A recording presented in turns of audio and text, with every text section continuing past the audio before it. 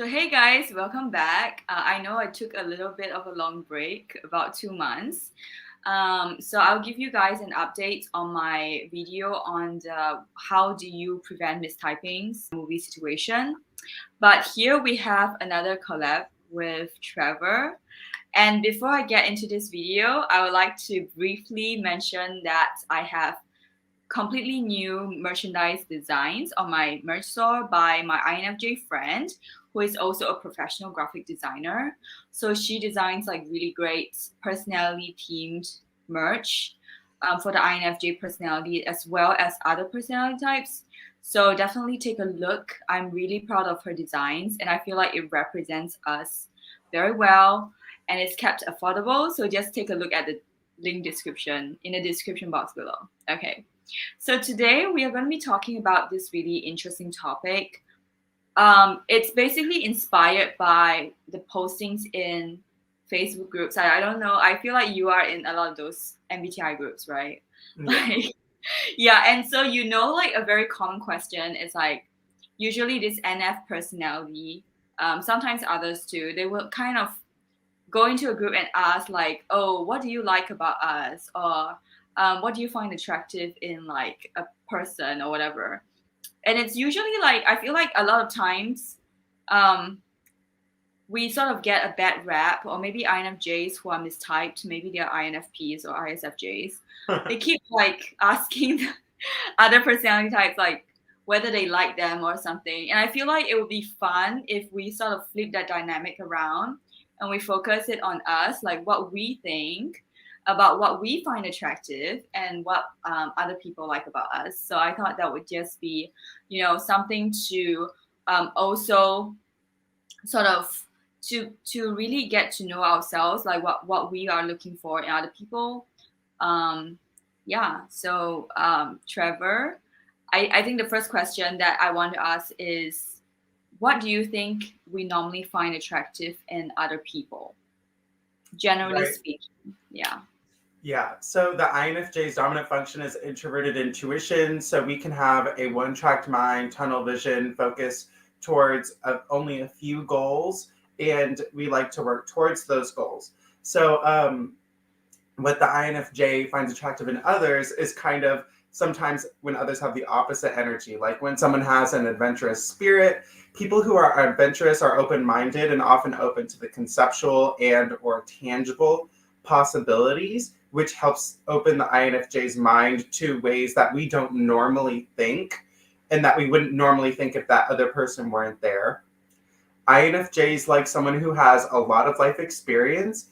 When someone has a lot of life experience, they can oftentimes tell us how true or not true, or how real or not real our NI theories on the world manifest in real life. So if an INFJ says, oh, like everyone is insecure, someone with life experience can say, well, I mean, that's kind of true, but everyone is human. So it's normal that everyone would have some insecurity. Like they can kind of amend or ratify or just look at our theories.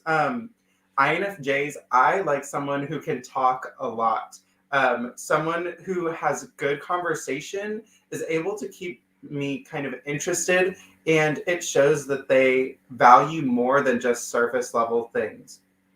INFJs really like someone who likes to receive advice, because INFJs, we like to give advice. So INFJs Yeah. like someone who complements the wisdom that we share with them. Right. INFJs, yeah, I'm just gonna interrupt a little bit yeah. because I want to elaborate on the point that you raised about us liking people with a lot of life experiences. And I Mhm. find that to be so true. So I was like, the interesting thing is that I was sort of like watching some interview of a certain celebrity, and I like to type celebrities a lot. But anyway, I don't think anyone knows about this because she's a Chinese celebrity, and I'm really fond of her shows. And like coincidentally or not, she's also INFJ, like pretty obvious from her interviews. Um, so she was asked about what she looks for in a partner, right? And she says something in Chinese, which roughly translates to someone with a lot of like real life experiences to share, But in Chinese, it's interesting because there's also like a cultural term. So the cultural term is really hard to like explain it in English, but it also has like this um, sort of like brotherhood mentality. I don't know how to explain it in English because it doesn't capture like the full meaning of the term. But that term basically means someone who is sort of like um, someone with like a lot of experiences in real life, and they sort of take on a lot of adventures, and they're kind of daring in that way. And so that translates really well to, I feel like, what INFJs in general look for. And I feel like a lot of different people with the same personality type do tend to look for similar traits in people. And that's like Mhm. across like culture and across national boundaries. So it's pretty interesting when you see that. And she also gave an explanation as to why she prefers that, which also resonates with what I think is that um, like it sort of helps her to build up her understanding. And I feel like a lot of times we do have a lot of adventures as well when we get older, but we kind of prefer someone to share that, that adventurous side, maybe a little bit more in an obvious way, like because that helps us to form like better, like you said, like form better theories and understandings of things that we already have, and it helps us to like achieve our goals by um, sort of looking at the reality. Yeah. That's really cool. I think something, so what you're talking about is life experience, like adventures. Something that I've noticed in my own love life is that, like, I date a lot of guys whose culture is very dissimilar to mine. And Oh, interesting. I yes, didn't know that about you. Okay, first time that I know about this. yes. And so, like, some of the guys I've dated had, like one guy, it's like all we would talk about was his native culture and his native language. Wow. Yeah. And so Yeah, someone like, I dated different types of culture. I mean, I dated guys with different cultural backgrounds too. So maybe that was the subconscious reason. I didn't think much. I just like dated whoever I found attractive at the moment. But yeah, yeah. but I think that really played into it as well because we value SE. I mean, extrovert sensing is part of our main function. So we do want to experience things like life to the fullest, and that sort of played into it. It's kind of like different countries, different backgrounds, and so it's all like I don't want to say sampling. That sounds terrible, but like Say what? but it's sort of like sampling, like you're sort of like Oh my understanding goodness. or whatever.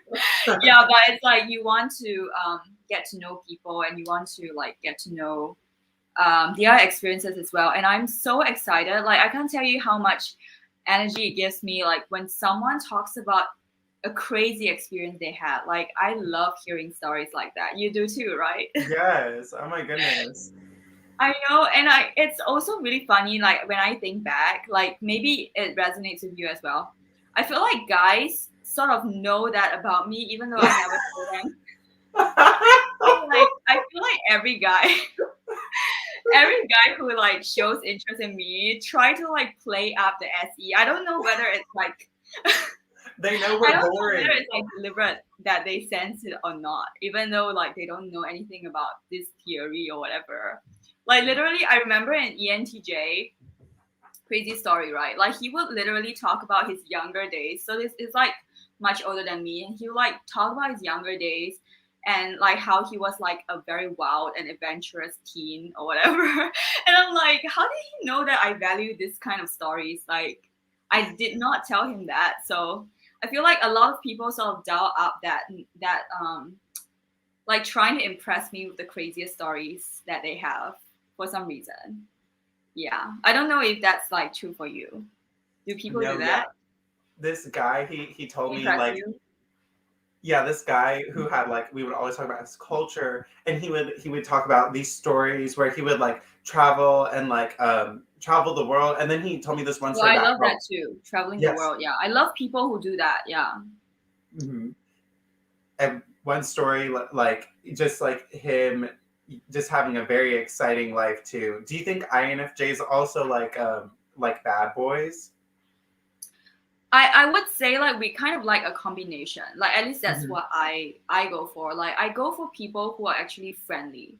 Like I mean like maybe it's like a contrast from the INFP's preference. I feel like INFPs go for like the TJ, kind of aloof and cold but warm-hearted inside type of people, right? Like yeah, INFPs keep obsessing over TJs.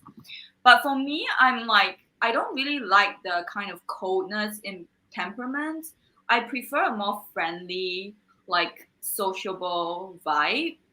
And I mean, like, the only badness I like is the adventurous and like a bit of recklessness I do appreciate. But I don't really like people being like mean or rude. Like, that's not what I like in people. Like, I like a more friendly, laid back vibe in people. Yeah. Mhm. Yeah, What like a about you? highly confrontational, like, because sometimes like TJs and FPs will date each other and they'll be like yelling at each other all the I time. know it's scary. It's so scary. But yeah. It's like the TE usage, it's like scolding each other, yelling at each other. I mean, not always, but just like in more dysfunctional situations. Yeah. I know. But I'm not really into like the shouting dynamic. I mean, I don't think most healthy people are, but I feel like I'm just like not into like the overly cold vibe. I'm more into like a friendly, sociable, positive vibe in people, but at the same time also adventurous and like daring to do new things, like living in the moment. Yeah. Mhm. What about you? I don't know. I personally like bad boys sometimes, and I think the Okay. reason, What kind? obvious, obviously, they are attractive on some level, but I think bad boys help. And this is my personal theory that bad boys help INFJs to better understand our own problems, because oftentimes bad boys are very aware of their own problems, hence kind of why they act like bad boys. Where oftentimes INFJs, and I kind of grouped INTJs into this as well, INFJs and INTJs, we might be a little blind to our own problems. So, for an example, an INFJ could be delusional, and it could be the typical situation where we tell ourselves that someone likes us who's actually not interested in us. And like that delusion helps the INFJ avoid things in our life, like pain that we have, or we can avoid looking at the other person's red flags by telling us this story that they like us. But bad boys, what I've noticed, they tend to have like an open spirit and an open mind when an INFJ talks about their problems. Like I feel like I can talk to them about my problems without being Wait, judged. how do you define bad boys? Because I feel like there's so many different There are. I don't definitions. know. Like, do you mean like people who are more like daring, like that kind of bad boy, or do you mean like people who are like rude and like kind of intimidating and very aggressive? I think of like I think of like um someone who acts emotionally, someone who acts like a player, who's kind of acts like Oh, emotionally okay, okay, available. okay. I That's okay, now I understand your definition because like oh people okay. define it so differently, right? Like some people think like, oh, it means like you're a jerk or whatever, but I'm not into Oh that type. Okay, now I can define it right. Someone who is more flirtatious. I feel like the bad boy term is very hard to define. Yeah, for different people, it means different things. Yeah. Okay. yeah, absolutely. Yeah. So just like someone who's like a player, who's more flirtatious, who just lives more on the surface and who connects with a lot of different people, who has a lot of friends, those are the type of people who I feel like give me like the least judgment when I talk about my problems. And that is kind of like people who are quantity over quality sometimes can be really great to go to for advice. And they can also appreciate the INFJ because the INFJ oftentimes is quality over quantity. So we can Right. oftentimes help each Okay. other.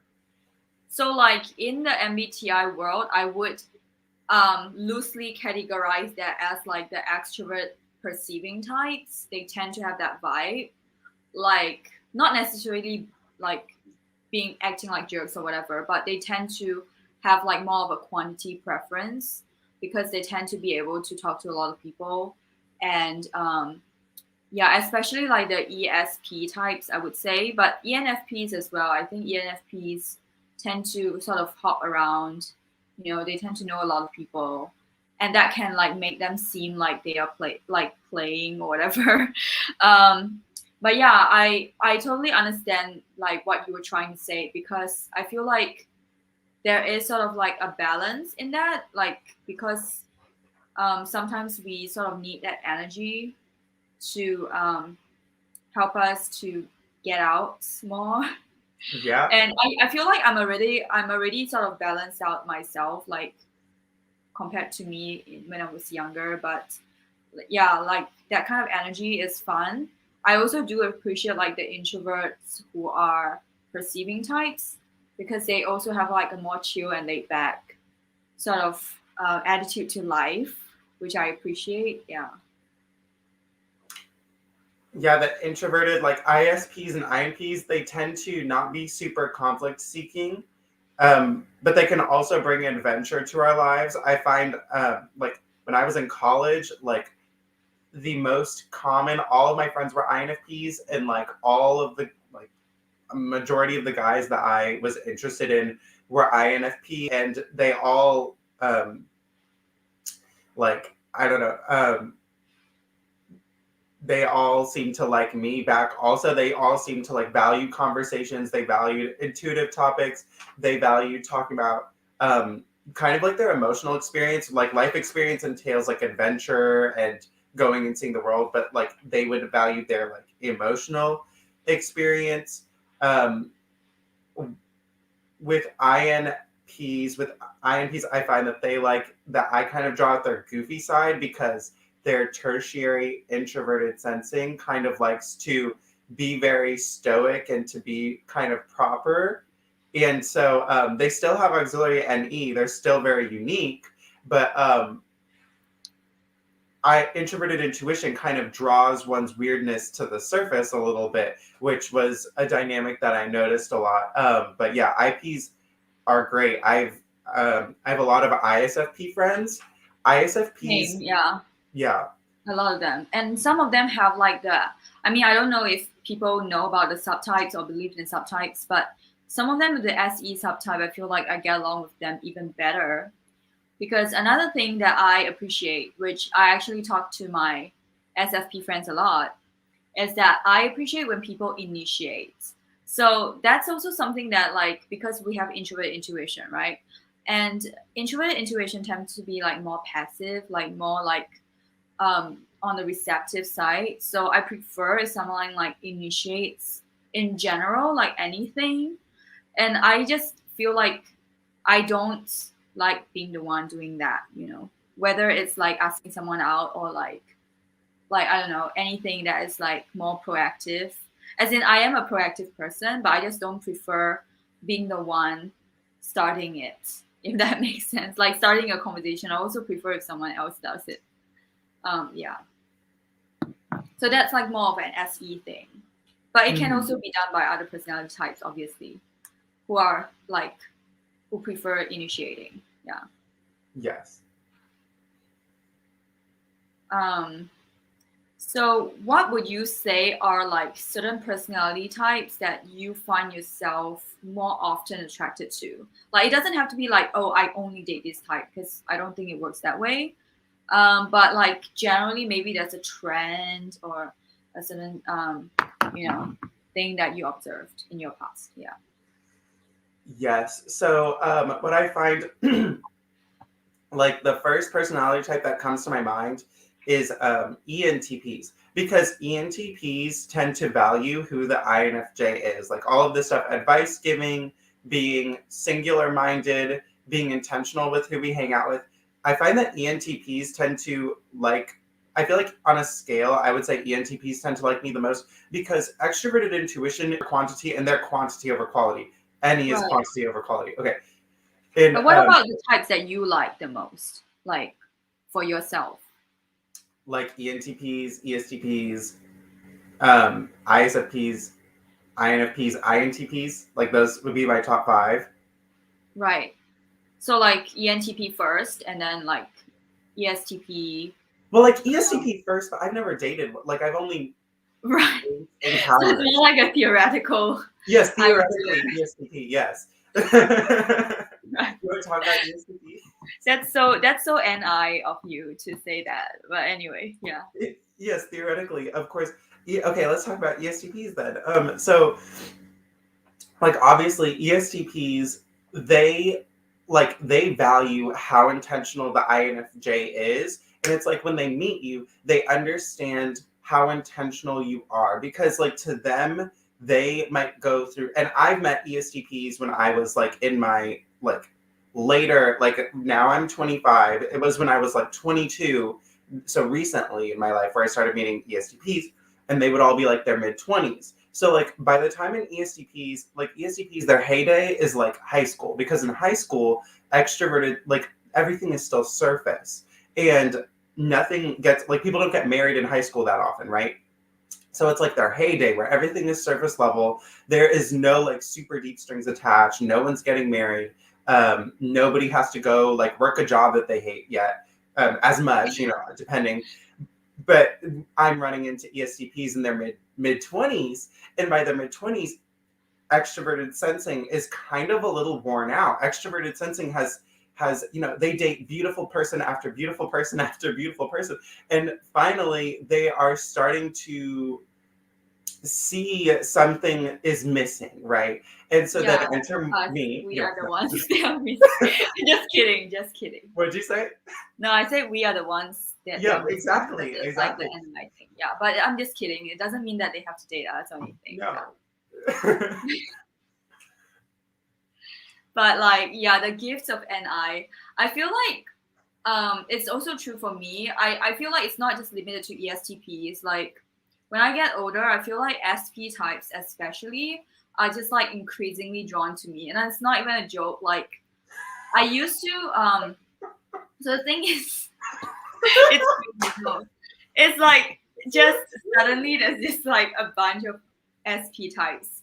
And I mean, back in school, it's like very cliquish. So everyone is sort of like, the intuitives are like by themselves. I mean, not by themselves, but like, and usually like introverted intuitives tend to be like friends, and then the extroverted sensing people tend to be like friends. But I always had like ISFP friends, so like they sort of balance out both sides of the spectrum. But like as people get older, I feel like everyone is sort of like trying to balance themselves out in some way, and the effect gets more pronounced when people get older. Like the older they get, the more like they want to balance themselves out. And I see the tendency in my ISFP friends as well. Like they literally tell me I cannot date any guy who is like my age anymore, because they equate age with maturity. And you know how like SP types prefer someone who's more mature. At least that's what I hear from a lot of people. Okay. So they literally, like my friends, stopped dating guys their age. I mean, it's a bit extreme. And then they started like exclusively looking for intuitives. I mean, at least for my friends. So I'm like, that's a very extreme switch, because they used to like dating like the SP, like athletes and all that, right? Which is great. But now they're like, I'm looking for like someone who is like intellectual and mature and can give me guidance. Like the total switch in priorities. So I feel like if you're asking me about the attractiveness and what I find attractive, I would say obviously like what I find attractive is also what kind of people find me attractive, because that kind of goes hand in hand. But I do tend to find that the types of people I find attractive tend to be perceiving types. I do prefer extroverts to introverts as well.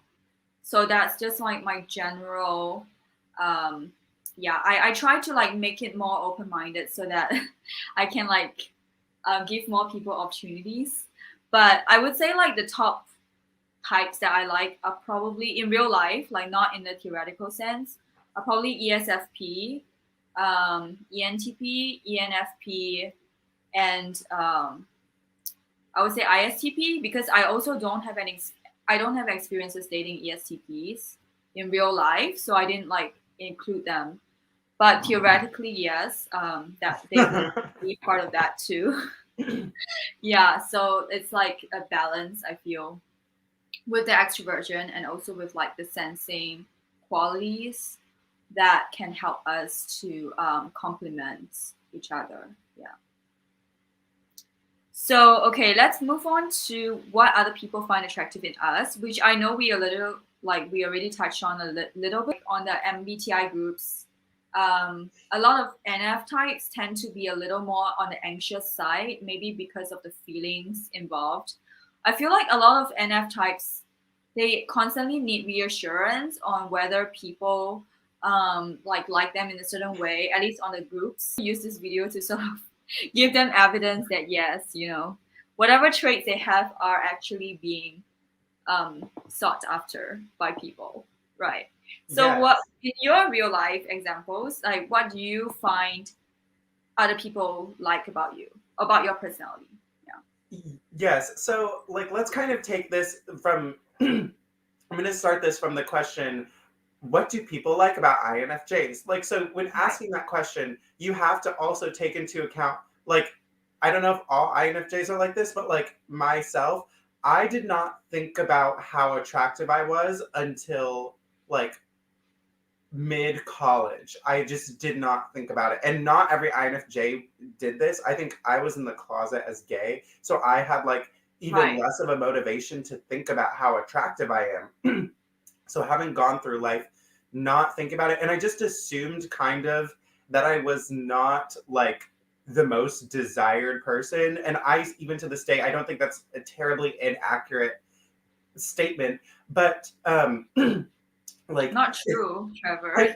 no, but like anyway, so we go through life thinking like, oh, like dating is something like over there, and like thinking like, why would anyone find me attractive? Like when I mean, like you look at what's stereotypically attractive, and like the INFJ may not feel like they fit that exact mold, and so, but anyway, and so, but then enter like I remember being in high school and seeing like people, and I thought, oh, they would like never date me, and then I remember getting to college, and I guess this Suddenly, is everyone, not yes, everyone, but everyone a is lot of suddenly people, like eyes on me. Like I remember, and this brings us to ESTPs liking INFJs because ESTPs are oftentimes someone who is attractive and who has status and who has options. And when you're around, I guess, yes, I guess this is like my experiences with ESTPs are important because ESTPs have all these options. And then, but it's like they're focusing on me. Like when I had, when this one wow. ESTP guy who liked me, he had there were like there were other people who liked him like kind of around us, and I remember feeling like are other people must be noticing that this person is giving me so much attention. And it's like, and I think like in high school I would have never thought that someone who had this much status would be so like throwing themselves at me kind of. Was it an ESTP or ESFP? Because I don't know if I heard that story before. You haven't heard, I don't share this story a lot, but like Okay, this so it's not an ESTP. ESTP. I mean, sorry, it's not an ESFP. It's a ESTP? Yeah, he was Okay, an never mind. ESTP. Yeah, I don't talk about similar. this one a lot. Yeah. This was it was interesting because like this ESTP, like when you deal with ESTPs, it takes them a while to understand where you're coming from as an INFJ. And it takes them a while to understand that everything you say has like meaning. And like we believe ESTPs have told me, they're like, Trevor, you believe the things that you say. Like, because when an INFJ has a theory, we like have this belief in the theory.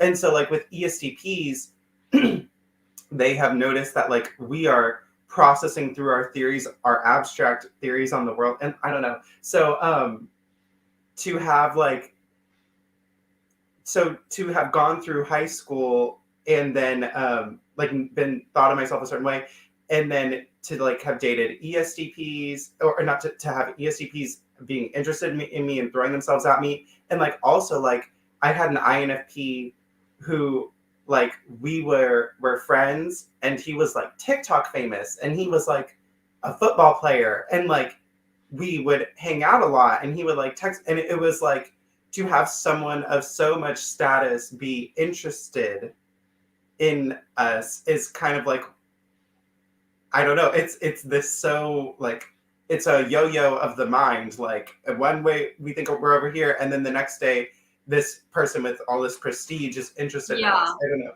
Yeah. I've had that happen to me a couple of times. I'm See? gonna share my stories later. Oh, God. I hope it doesn't sound narcissistic at this point. Yeah, well, I have so many stories. It's so fun. Yeah, like I'm telling you, status is just an illusion, Trevor. You have status too. You're a YouTuber. But anyway, it's all an illusion because followers, whatever, like people are still human, like celebrities. I mean, it doesn't matter. It really, status doesn't matter at all. No. Like, I'm serious.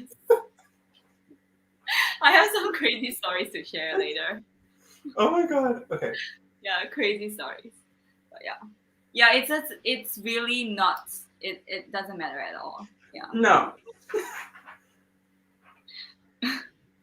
Right. So you were saying like you got surprised as you grew older that like you're getting like attention from many people, some of which with like more status and so on. Yes. Yeah. I don't know. They do like it that we do have like the NI vision, right? And we do have like a vision of future. And when we do develop SE, when we do develop our extroverted sensing, which is based in the present, we can really make things happen in like our lives, and that is aligned with ourselves. So so it's sort of like we have like a very tangible goal for the future, and we work towards it like in a way that is not related to how other people view us. So I feel like a lot of types, like for example, like STJs, sometimes they have a lot of goals, right? But it's not something that they really want.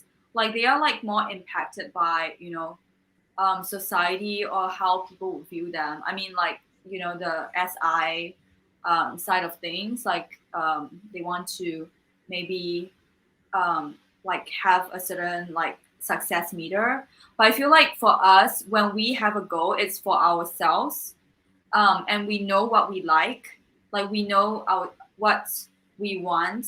And I feel like sort of getting it on a bigger scale, I feel like when how I see things is that we only have like one life to live, and that's like touching on SE. Like I'm very aware of the fact that we only have one life for now, and we have like a limited time. So whatever that I want to do, whatever that I want to accomplish, like I'm going to try to do it. And I'm not like joking about it. Like I take it very seriously. Like I literally told my friend like, okay, so this YouTube channel, for example, like I said I would do it, and I did. And I said I wanted to work for a magazine, and I am working for a magazine. And I said I wanted to like act and appear on TV, and I am starting. Right, it's not like a major role, but I'm starting to do stuff. And so it's like every step of the way, like I'm serious about the things that I want to do. And I feel like it's like the NISE combination, like when people say they want to do something, a lot of people are not, they don't actually see it's possible. But I feel like because we are idealistic, and it actually benefits us because we know that if we try, like we actually can do something about it. And that's to me, like also when I look at other successful INFJs, I use them as inspiration, right? I see that as an attractive trait to me when I see them succeeding, and also like other people looking at INFJs in general, like that's something that also inspired them. So it's sort of like a loop. Yeah. Can I close my blinds? The sun is. Yeah, sorry. Okay. I think one thing people notice about me is the things I know, like we always talk about INFJ like delusion. So like yeah, it can be a good thing too, like in terms of when you actually do something about it, like the SE combination. Yeah. yes. So like when people talk about like INFJ delusion, like I always like kind of to get ahead of this in real life is as an INFJ, we have to point to what the delusion is from. Because is it really delusion, or is it an extension of reality? because like like if you say oh like I thought I should have gotten this job or I should have had this life. But anyway, so but what if you can understand the reasons as an INFJ and like articulate them for yourself, first of all, it's therapeutic. Second of all, there is some sort of reason why you think that person likes you, or there is some sort of reason why you thought you should have gotten that job. And Yeah. one thing I think people think about me is one thing like one of my like the guys who I dated the longest, one thing he told me one day, he says, Trevor, you do what you say you're gonna do. And because I like always would like set out whatever I would set out to accomplish, it would not be like out of this world crazy, like get 1 million subscribers on YouTube, but like just simple It daily could happen. habits. I mean, you never Yes. know. Could happen in 10 years. I know, yeah, it could happen in 10 years. Yeah, it really Yeah. could. Yeah. But like, oh my god, my hair. Okay. But yes, like the INFJs, like if we say we're gonna come to like someone's banquet and or if we say we're gonna go to our friend's play, we'll actually come to the play, we'll actually show up, we'll be there, we'll be invested. Whereas a lot of people would just flake. So really the loyalty of the INFJ to our visions, to our people, to our priorities is really what impresses people and really can be what draws people to us. People like ESTPs or ENTPs who like TPs hate flakiness. So when they're looking for someone to date, they are going to look for someone who is dedicated to their kind of like their soul's mission and who's invested in their projects. Yeah. So Yeah. And also, like, the NI thing is often sort of equated with the idea of having a purpose. And I feel like that's really true because when you lead with an introverted intuition, like having a purpose is really important for you. And I feel like when people, especially for our type, when we are aligned with our purpose and when we develop our extroverted sensing enough so that we can actually take action to do whatever that we want, like we come from a very strong place. And I see that as sort of in contrast with the ESTJ, who is like the opposite of us. Like they are really good with like the practical stuff, but what they lack is like the visionary stuff. And that's when I can see like our strength sort of being um, seen by other people, because a lot of times the ESTJ would feel like, oh, because this is not something that I see as likely happening, so it's not going to happen. Like, for example, if I tell people I'm going to set up a YouTube channel, like, there's no immediate results. So people are going to be like, oh, but I don't believe that you can start earning ad revenue from it. But then, like, you actually do it for them and they will believe it because it already happened. So I feel like INFJs, the good thing about us that people appreciate is that we do have a vision and we know how to like make it happen. It's not just for like talking points. yes, I had an ISTJ coworker a long time ago, and this ISTJ coworker was so much better than me at the job that we did. They were like, and they were experienced. So I came in, I was not experienced as them, and on top of that, they were an ISTJ, and they were so proficient at the job. Like they were renowned in the job. And then a job opportunity came up, and I went for it, and the ISTJ didn't, because the ISTJ believed that their place where they served best was in their current role. And they also like ISTJs or STJs, like extroverted thinking, can have this fear of like if they're not going to see the results of doing something, then maybe they shouldn't do it. Exactly. Yes. Yes. That's when our strength came in, because we can Yeah. see before it happens. Like we can literally work towards it. Like, because a lot of things are not going to be like set for life, right? Obviously, like before you achieve something, you need to put in the work first. You need to like have an investment first. And I feel like a lot of STJs, because they don't see the immediate value, or they don't see like the immediate potential, they're gonna give up. Like they'll be like, oh, that's not realistic or whatever. But it's only because they're not trying, you see. And I feel like that's like where people can appreciate, because it's like when you actually work on a vision, and your vision can be like way larger than what people usually are able to um, sort of imagine for themselves. Yeah. Yes, exactly. Like in this, the INFJs are able to use our vision, like in when we have it surrounding something tangible, when we have it surrounding something that gives us results, we're able to get so much mileage out of it. So like, uh, I thought of this with, like with the example with my ISTJ coworker. Like, although they were better than me, I applied for the higher job and I did better. I did well in that job, even though like I remember when I told the ISTJ that I was going to go for the job, they were like, "Really?" Because they saw all the like ISTJs, INFJs The naturally see. obstacles, yeah, they see like the tangible obstacles and they don't Yes. move forward. Yeah, hmm But totally. what Yeah. happened was I used my ability to plan because introverted intuition has foresight, it sees the future. But when introverted intuition starts planning short term and starts including the details, like the more detailed you get, the less vague. Like when you say, okay, if I want to have a successful day, I need to get my clothes ready, make lunch, shower. Like the more detailed it is, the much more you can accomplish. And kind of using that strategy, I've been able to get to places. And then like it also goes for like the YouTube channel that I have because like if you just looked at me, if an STJ met me on the street, they would be like, "You have a YouTube channel?" Right? But I've worked at it over years, so it has gone like I don't have 0 subscribers, even though there's nothing in my life that is like, "Whoa, that's amazing." Right? But anyway, yeah, everything you said, I totally agree with. Yeah. Yeah, and we tend to go for things that really resonate with us and not like what society wants us to do. Because we know that's when we make the most impact, because you have to make use of the best that you have, to Yes. benefit, to contribute, yeah, to contribute the most way. Yeah, and I think, what other things do you think people appreciate about us, like on your list? Yeah. I think that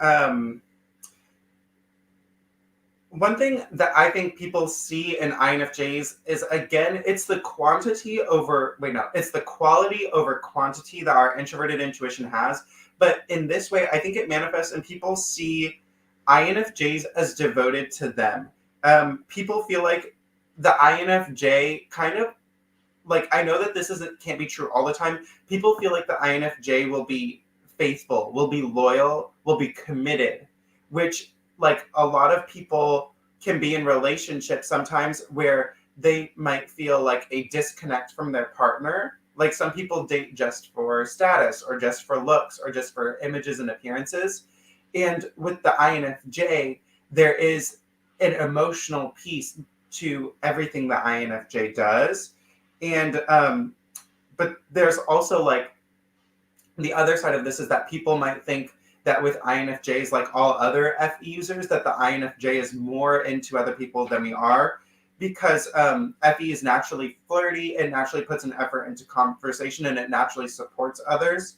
But when the INFJ is into someone, supporting others is actually an amazing quality because think of like how often in life people of any personality types have told like a story or a testament about themselves and people give like a lukewarm response. Well, the INFJ gives a warm, supportive response. The INFJ helps other people feel heard. And it is like what can draw people to us is our ability to validate people's stories and to listen. It's intentional support. I think that is actually rare. Like the INFJ is rare. Well, this quality of the INFJ is also rare. Yeah. Yeah, I feel like that goes along with like being a good listener, but also someone who contributes to this, to like the conversation in a more like intuitive way, sort of like going beyond the everyday things that people are used to hearing about. Yeah. Yeah, maybe I should like share some stories that I mentioned previously about the high status people. Yeah. Do Just to it. like spice up the video, but yeah, so it's really funny. So one time, I think it was an ENFP. I don't know if I mistyped the guy. So it was like a musician in Shanghai. Not like a super famous musician, but still like relatively well known, like having his album, sold online and so on. So like relatively well known in the region. And so he was like basically like doing his thing on stage, like performing. He could be ESFP too, so I'm not like 100% sure what his personality type is at this point, because I only met him like a few times.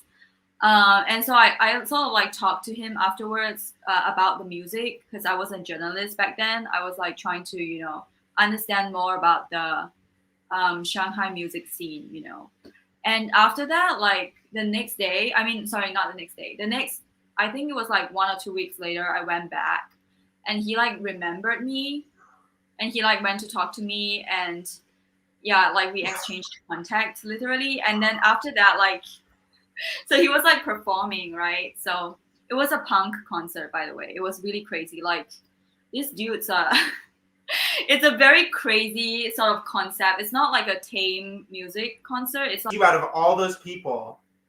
I mean, I guess, but like, Yeah. so he was like talking to me, but at one point he found out that I was only there for like a few months because I was like an exchange student. So then he like gave up on the idea, because we were supposed to like meet for coffee or something, but like he gave up on the idea. Oh my goodness. So he Yeah, was like like this is a true really story, interested in you. Yeah, like this is a legit story. Like I still remember his name to this day. I don't think I should tell his name. I don't think I should like review his name, but yeah. He can be like Googled and stuff. So Oh my goodness, that is so crazy. the That lead is so singer from a punk band in Shanghai. Yeah. Great guy though. I'm really a fan of his music. So yeah. This is just one of the crazy stories, because I feel like it's like a mirror, like because INFJs tend to go for like larger personalities, and larger personalities also tend to go for us. Like that's sort of like the reflection and stuff. So. Well, how I see that actually is not about big personality, little personality. I think that's true. I think we are different. But how I have seen that is like leader types. Not ENFJs being like student council leader. I mean like people Okay. who are actually leaders. Like people like this ESTP guy who I mentioned in my story earlier. He had a lot of admirers and people listened to him, and he had like influence, and like people who are leaders tend to seek out INFJs because INFJs also have this leader mentality, because yeah, we do actually. We are leaders. Yes, like exactly. We really are. Yeah. Like yes. we might not be like extroverted, but we are leaders in our own way. Like I feel like whenever I talk about my own opinions, like I tend to have like different opinions, and I really voice it out. So yeah. So the leader quality that you were talking about, the ESTP, how was he a leader? Like in terms of in school, or was it like at work?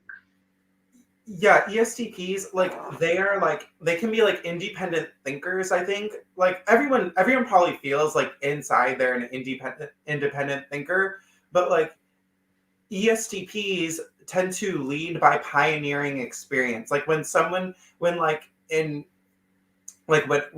like you want to go like hiking, the ESTP will probably like lead the group through the hiking, or like right. Okay, I get what you mean.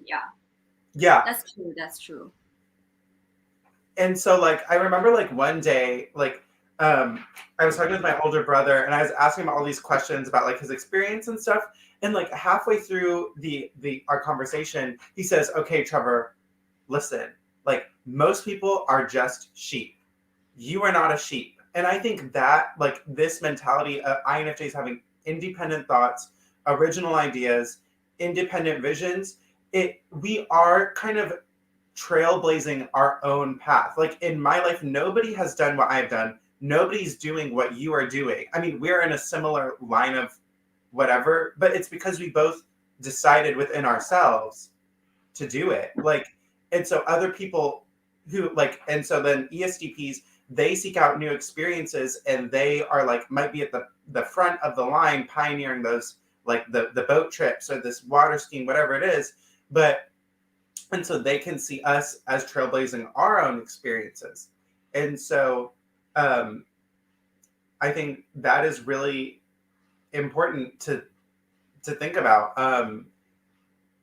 People also like SE, like ESTPs appreciate this in us. With a lot of SI users, like NPs, they tend, like the NPs that I've dated, they tend to copy me. They tend to like copy like my self-development habits. They tend to want to like imitate a style of what I'm doing, is what I've seen in NP, my NP friends that or NPs that I've dated and NP friends.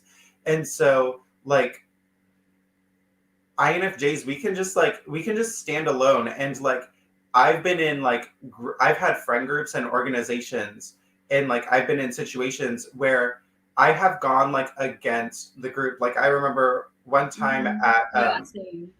yeah, I mentioned this in my videos. Like, one time, like, I was in a friend group and they were sort of gossiping about one of my friends. And I like snapped at all of them at once, and I left the friend group. Like, INFJs, we have an ability to just go our own way. And I have like, yeah, and I've done that with other friend groups also. Like, I remember the first, like, years and years ago, I remember like confronting like friend groups, and like, yeah, like whenever in college once, my friends were like, I was in a classroom and they were talking about my friend who was absent that day. And I remember I like set my pencil paper down, and I yelled at all of them. Like, I was so done. Like, I don't know. That's Like, scary to see I don't know. that from you. I know. Like, you don't. I know. Yeah, I feel like it's an INJ thing. Like INTJs do that a lot too, and they're not like afraid of confronting authorities. Like to me, I feel like both INTJ and INFJs, we don't really see authority. Like we respect people we want to respect, and we don't really see authority in the same way. Like we don't necessarily trust somebody just because they have like a title, or we don't trust a certain whatever people tell us just because they have a certain title. Like we sort of prefer to like, analyze it on our own way, which is also, I guess it's also an NI trait. I would say TI, but yeah. Yeah, and also TI. NITI. So Yeah. for INTJs, I think it's the NITE combination where they sort of analyze the things that are given to them. Yeah, so I feel like I think that's where the appreciation comes in, because again, like it's sort of like a different way of operating. Like we operate in a way that is more like focused on the individual and like independence, whereas maybe someone who is more of an extrovert would lead in a different way. So it's not like it's a bad sort of leadership, but it's more like it's a different kind of leadership. So that's like interesting to them, because they are able to influence people in more like to the crowd type of way, whereas we are able to influence on a more independent level. So yeah, I feel like that's that polarity involved. Yeah, that's the word I'm trying to find. Yeah. Mm-hmm. Also, like when we talk to ESTPs or when we talk to the leaders, like when I talk to ESTPs, I think one thing they can tell is that I don't like try to suck up to them, and I don't treat them differently. Yeah, we see them as equals. Yeah. Yes. That's true. Yeah. And yeah, I feel like people can sense that of us. So going off to the last point, like sort of the INFJ paradox, like I wanted to talk about how, there's something interesting I feel about the INJ personality in particular, that our appearance and who we are can be quite different. So it can be surprising to some people, because on the surface, I feel like when people first meet me, they may assume things about me, like they may even confuse me with like an ISJ, because like, it's hard to tell sometimes like on the surface. But I feel like there is like a very different version of us when you do actually know about us. And it's not difficult to understand when you look at personality type, where every personality type has like the opposite version of them, like sort of within them that they show to like people they're closer. So it's like easy to understand when you know about the theory and you know about like us having TISE at the back of our functions. But I feel like with people who are more new to it, like it can be sort of comes as a surprise when they do see us using TI and SE a lot more prominently, like in our closer friend groups. Yeah. So do you think people are surprised by that, like the different side of you? Yes, absolutely. And I think people think it's when we show this different side that people realize that the INFJ isn't just spaced out, zoned out all the time. And I think people start to understand that how much the INFJ values like TI and SE. Like when you're around a TP, they take stock. It's like they have a budget of how all of your actions impact them emotionally. And then when you're around an FJs let people walk all over them. So it could be like, oh, the FJ is not taking stock of all of these minute actions. But then when an INFJ speaks up for ourselves, then people understand that we are evaluating people's behavior and we're trying to discern if they're right for us. So they can't just do whatever they want and think the INFJ is going to be there forever. So Yeah, and I feel like there's also like the hidden SE thing, which still surprises people. And I'm surprised that they are surprised because I feel like I already showcase my SE like pretty obviously for my personality type, because compared to my younger days anyway, when mhm. SE was like hidden completely. Like now I feel like a lot of times people have even mistyped me as ISFP because I showcase so much SE. Not like on purpose, but just because I enjoy adventures and doing new things and trying new stuff. And like I go for certain events that the extrovert sensing people also enjoy. Obviously not as much as them, but still I still do. But it's like I feel like people still get surprised because we have like certain assumptions of people based on how we see them in like everyday scenarios. How people talk to other people in like more formal settings or more casual settings. Um, like it's hard for people to process that you can be one way and also the other way. But we really do have all the functions. So, just like by using them, it shows a very different side because I don't think I'm any less adventurous than an STP in like real life. Maybe like apart from the very physically demanding adventures like the bungee jumping being like the most extreme example. But I don't think I lack in any sense of adventure compared to an SP type. So I feel like that's what people have to understand about us, that all the functions you have actually play a role in who you are. Yeah. I think what I love what you're touching on. I think that what people might be taken aback by is the fact that for an INFJ to stick up for themselves, they have to integrate.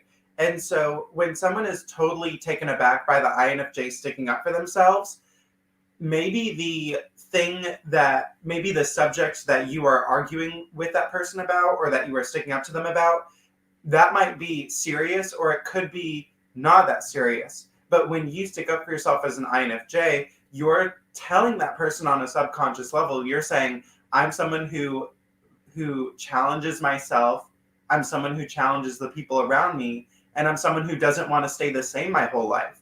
And I think that is what can scare people and impress people and like leave such a lasting impression on others. That I think that you've shown is that you have integrated parts of yourself, and so then that person then will start to feel a certain way based off if they have confronted things within themselves. I don't know. That's how I see it.